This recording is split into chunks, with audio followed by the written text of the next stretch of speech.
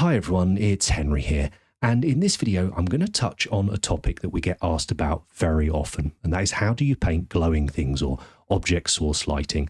So it felt like a great topic for a Technique Toolbox video. It's where I'm going to break down these techniques and we're just going to focus on them rather than painting the rest of the minis. Now OSL, glowing stuff, whatever you want to call it, can be an incredible effect. Some people can execute it to a ridiculously high degree and it can look absolutely stunning. But I feel that it can dominate a piece, sometimes intentionally, sometimes not. And like all effects, it's very, very scalable. So if you're just painting your army and you want to add a little bit of glow to a lantern or a gem or a magical flame or a plasma gun, something like that, but you don't want to go to the nth degree with it, then you absolutely have options. And that's what we're going to look at in this video. So let's paint.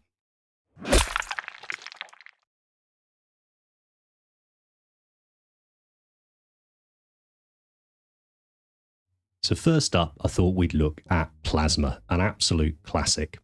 Now, when it comes to painting glowing stuff or bright colours, having a bright base to work from can be very beneficial. And white is obviously pretty much the brightest we can go. There are various white paints out there, but for this sort of technique, it's about the only time I will use something like a white ink. And the reason I like using the ink is because it's very, very thin. So it runs into all these recesses, which is where I want to put the lightest elements of what I'm going to paint here. But it is thin without becoming wishy-washy, without being mega, mega translucent. So that where it settles in those recesses, it's like we've painted them with a solid white. Whereas on the raised areas, as you can see the ridges here on the plasma coil, it just washes off them. And that is because of the way the ink is made. It has very low surface tension, so it's running into those recesses. You could use something like Tamiya flat white for this as well, because that has a solvent base and therefore it runs into the recesses really, really well. So for something like this, specifically for something like the plasma, where we have a lot of sort of undulations or a lot of grooves that we want to get that white into, something like ink is absolutely ideal. And you can see here, I'm building it up in 3 layers. I've ended up doing it in 1 all over. And then the next 2, I'm focusing on pulling the paint down towards the area where I want the most intense glow. Now, I'm not going to talk tons and tons about the theory behind OSL here. What we're just looking to do is try and create a cool glowy effect. But you can see here how towards the bottom of the coils, we're getting a really quite intense white, bright color. And already, even in just black and white, I think it looks pretty cool. It'd be quite interesting to see a power weapon done with just white like this, I think, rather than a color over it. But that was just 3 passes and took, 2 minutes, to achieve. We'd have had an issue doing that if we just used normal white acrylic paint. We could thin it down so it runs in, but then it starts breaking up. Now, when it comes to colors to use for these sort of OSL effects, we want stuff that's punchy. We want almost neon or fluorescent colors, and you will find fluorescent paints from various companies. They're great fun. You can use them for this as well. But I'm going to use contrast paints for this because they're readily available. Most people are familiar with how they work, and lots of other companies produce their own versions of contrast as well. But the reason we're using contrast here is, again, much like the ink, this is a very, very powerful color that is also really, really thin. So it runs into recesses really easily. Contrast paints are very, very similar to an ink in many, many ways, and this is one of them. So I'm just going straight over with the orange here, and I've chosen 3 colors, quite a nice big step between them: yellow, orange, and red. So yellow, orange all over, and now I'm going to begin to paint on the red towards the darker area. So this is as the heat or whatever is cooling. This is where I'm going to paint the red in, and I'm putting these contrast paints on my wet palette. I have a little bit of water on my brush, so I'm kind of thinning them slightly. They're not pure out of the pot, but I'm not working to any specific ratio. They're just thinned a little bit. So it's just 1 coat of the orange at this stage and 1 coat of the red. So now working towards the source of heat rather than away. So we're always going to get brighter and brighter towards the source and darker the further away we go. I'm going to come in with the yellow paint. This was Imperial Fists I chose here because, again, it's sort of the most it's the strongest, most primary color version yellow that we've got from the ones we can have in the contrast set. And you can see here just one tiny little sort of pin wash in of that yellow, and you have this lovely red to orange to yellow glow super. And this is exactly what I'd use, say, if I was painting something like a lantern for a D&D model. But we can push it up a little further. So rather than having the white underneath and then the colour over the top, we can mix the colour and the white together. So here I've mixed the white ink in with the Imperial Fist. And you can see just very, very gently popping it over. One thing to be very aware of when we're using paints that are as thin as these, they will flood off your brush very, very quickly, very, very easily at the lightest touch of the model. So it's key that you don't have too much on the brush. So always touching it off on a little piece of kitchen paper or a rag or whatever like that before you touch the model itself. So here you can see super bright with that yellow. Now I like that red, orange, yellow thing, but I kind of want my plasma just to be orange. So it goes from reddy orange to yellowy orange rather than red to orange to yellow. Easy way to do that, we can just glaze over another layer of the Magma Dot Orange. Now in this case, because I'm wanting to glaze it over the top, so I want to slightly alter the colour underneath it, I've thinned it further. And we're going to talk about glazing more and more as we go on in the video, and just think of it as a filter or a tint, a very thin layer of paint that we're going to apply over something that slightly changes what's underneath it.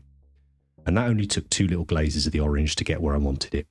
And then going back to the idea of darker further away from the heat source, just coming in here with a matte black paint. This is old Vallejo model colour. The reason I like this is because it has very matte finish rather than a glossy finish, so it kind of looks really cold.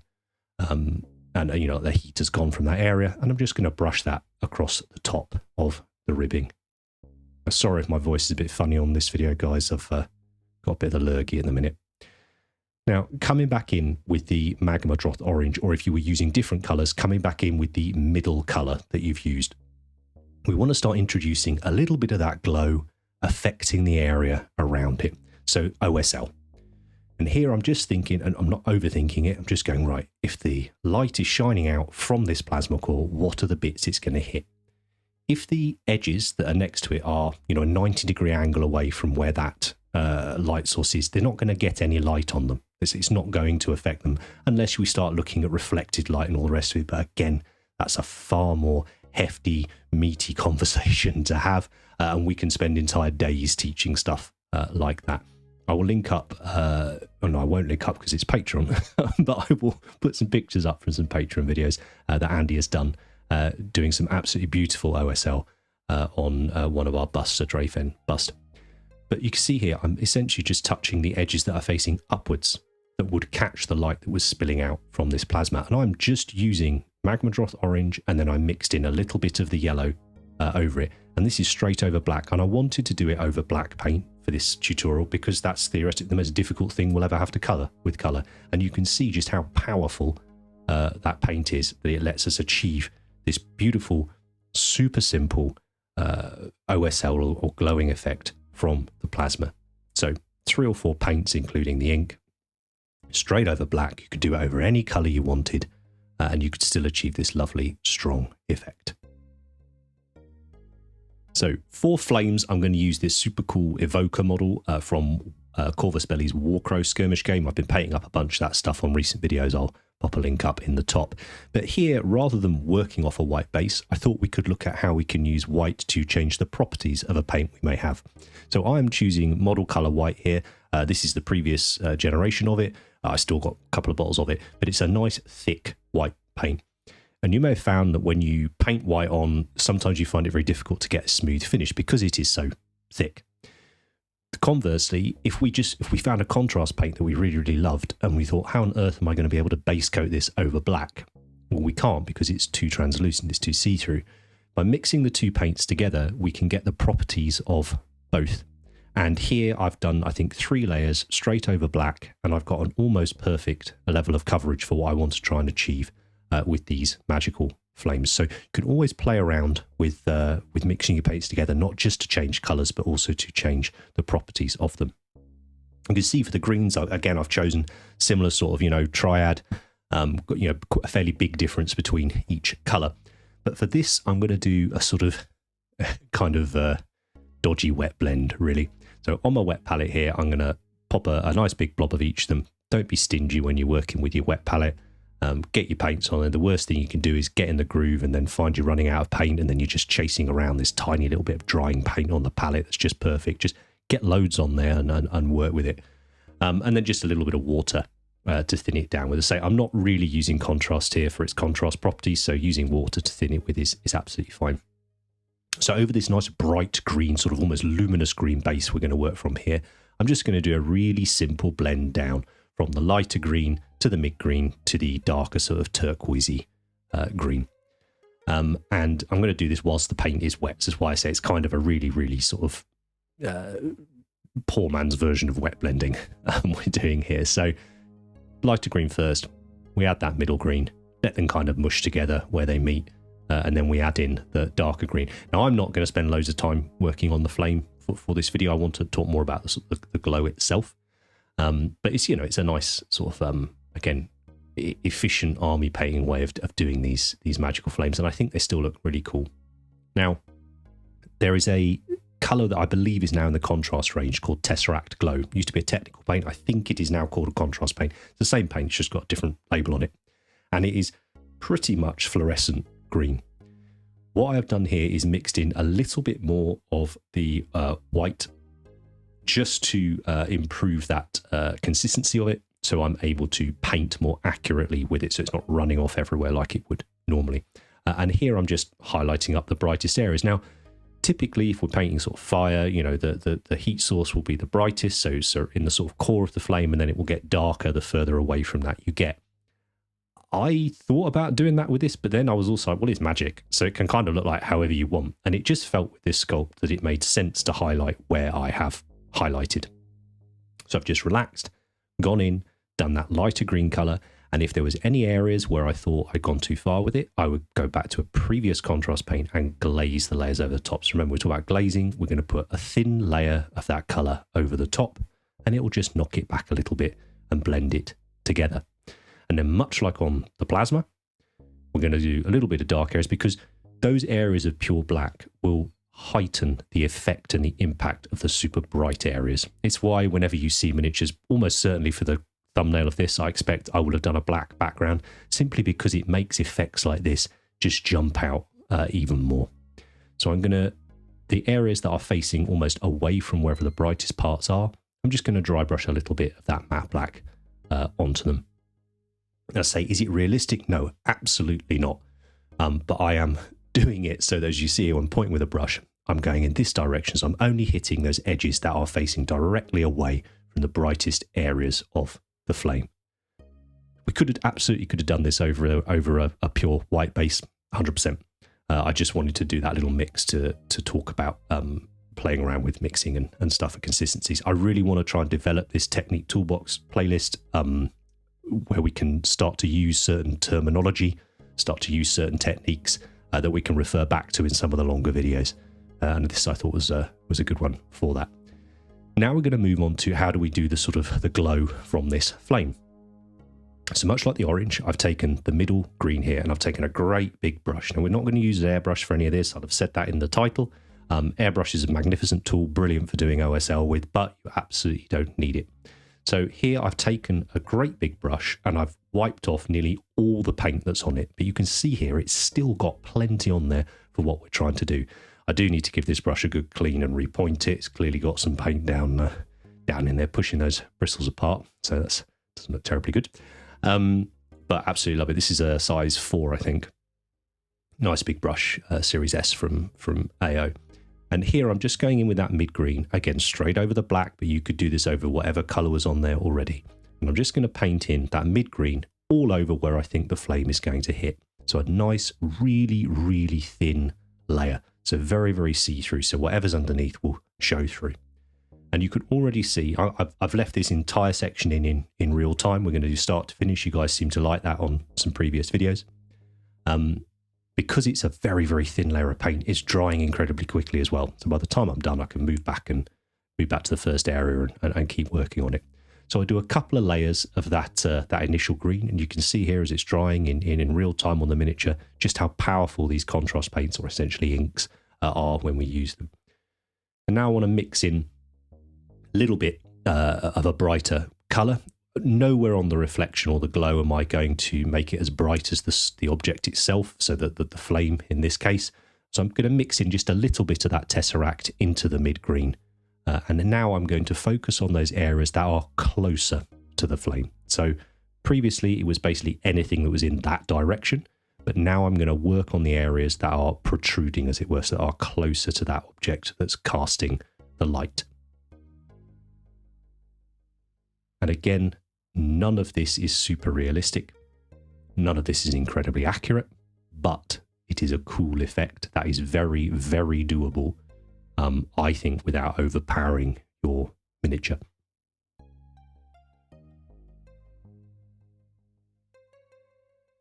It's important we let it dry. You could use a hairdryer if you want, by all means, but I say that the layers of paint we're putting on here are so thin, it really is taking no time at all to dry just under the painting lamps. It's a really cool model. I love all the Northern Tribe stuff from the Warcrow game. I really do.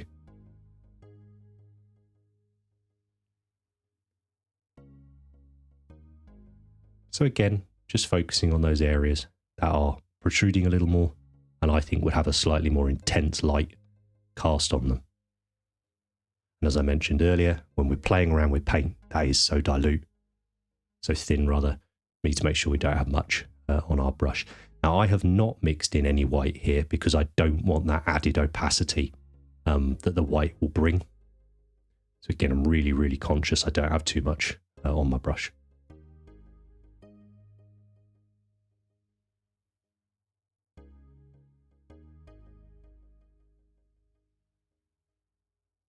Like I mentioned in the bone video, picking a mini that's got these sort of effects on to use as like a workbook type thing to practice techniques on, it's really, really good idea.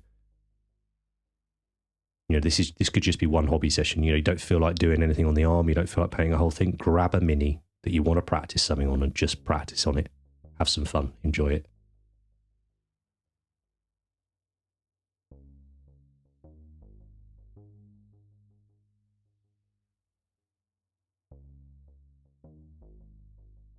You see, I'm almost creating like a pre-shade effect here. So a dark, a mid, and a light tone on here. And that's because I want to glaze that original green over the top of it in a minute. So I'm not worried if any of this looks a tiny bit rough. I'm going to glaze over that middle green in a second and just soften everything, blend it together nicely, and just knock everything back a tad. But as you will notice in a second, the battery runs out and I don't film me managing to put the brush stroke of that original green over it. But I'm just amazed at how well these paints cover over the black. So you can see there that tone's changed ever so slightly. That's because it's got a glaze of that Carandra's green over it.